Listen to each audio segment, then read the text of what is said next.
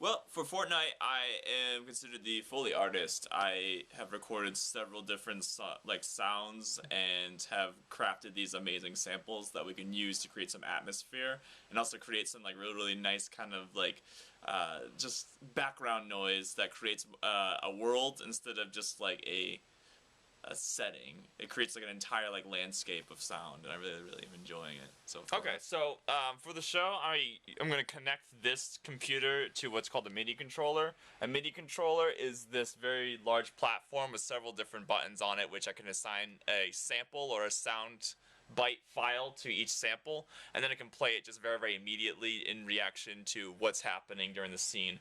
For all intents and purposes, when I'm creating more of an atmosphere, I can pretty much do that directly on here, as I'll show you right now.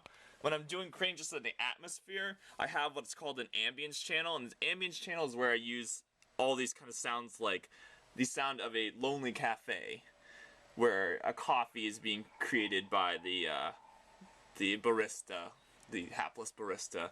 And what I can do is add on more sound effects to these separate channels by using it on this MIDI keyboard or the MIDI controller. When I add those more layered samples onto it, it creates more of a complete atmosphere, as I'll show you right now. Now you can hear Solomon walking into the barista, and also the sounds of subtle movement in the library that's attached to the cafe.